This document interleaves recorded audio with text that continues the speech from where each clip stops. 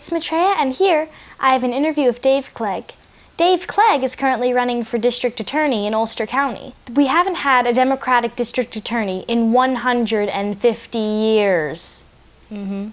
If you live in Ulster County and are able to vote for Dave Clegg, first of all, you should. Second of all, early voting is now a thing, so you don't have to worry about making it on that one specific Tuesday, which is the 5th. Election day is the 5th.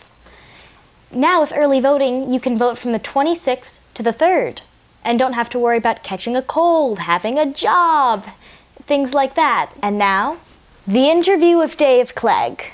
Hi, it's Maitreya, and I'm here with Dave Clegg at a campaign rally for March Gallagher. So, first off, what inspired you to run for District Attorney? Well, as you can hear, we have a bit of music in the background, so we got a little rock and roll over here. Yes. But District Attorney happens to be one of the most important positions in our county, and in any county, to determine criminal justice. And so I've been working in the area of criminal justice for about 40 years. And there's some problems in our criminal justice system. There's some disproportionality, what we call systematic racism, that has affected the way our criminal justice system works. And what I try and do in my career is to fight against injustice. So as a district attorney, you can actually make sure that justice happens. So that's why I want to run. And once you get into office, if you get into office, but hopefully once you get into office, what is the first thing that you'll want to do? Well, there's important things that we can do to improve our system. One of them is we've got new laws that are coming into place, and we want to make sure that those laws are properly followed.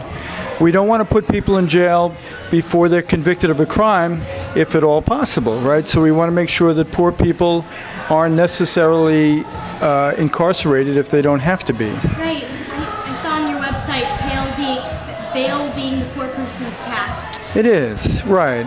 And so if it's just because you're poor and you can't pay an amount of bail that anybody else could pay, and therefore you have to spend weeks or months in jail, that's not fair. So we can change that. But the bigger thing is that we've been incarcerating too many people in our criminal justice system. And I'd like to focus more on keeping young people out of the criminal justice system, stopping them before, if they're at risk, stopping them before they enter the system, try and find a way to protect them and support them and move them out.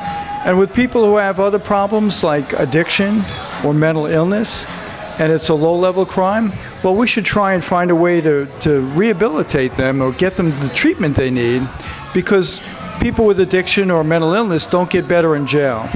And when they come out, if they've been incarcerated, they actually get worse. So we want to make that kind of discretion. We want to judge people, figure out what do you need to repair the harm that you've done, be accountable for what you've done.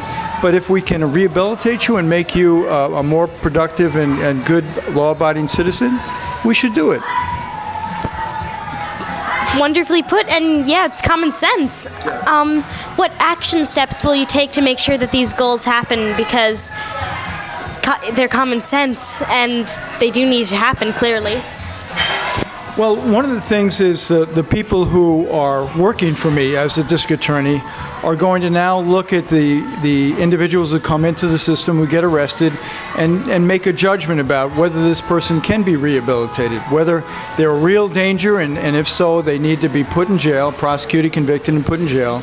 But if they're there because of some other problems, and like addiction, can we find a way to get them into treatment right away? So there are programs that are starting right now. There's an opioid court that's starting up. There's a drug court. And we have to fully cooperate with those places so that the people who need treatment, who can be rehabilitated, that we do that. And the people who are dangerous, well, we have to put them in jail. All right. And finally, what can people like me and my viewers do to help with your campaign besides voting? Obviously, voting's important for those of us who can vote. Yes, you're not there yet. But yeah, campaigns can use support in all kinds of ways. One is to talk to your friends. just to say, look, I've heard about this new issue that's very important in our county that will decide criminal justice for the next decade or more, and we can make our criminal justice system safer, better, and make our community stronger. So if you believe that to be true, talk about Dave Clegg and say, well, I think Dave Clegg should be our next district attorney. The other thing is, with campaigns, we have all kinds of opportunities to come in and make phone calls or knock on doors to say, would you like to learn about Dave Clegg? Would you like to learn about these important issues? We'd like you to know about them before you vote. So there's all kinds of ways you can help campaigns, and so they could contact us if they'd like to. All right, thank you so much for coming and meeting with me. Thank you for this interview. Thank you. This has been wonderful, and I've been interviewed by you before, and it's always a fun time, so thank you. Thank you. Okay. Thank you so much for watching. If you like this video, then give it a like, subscribe, share the things. Thank you.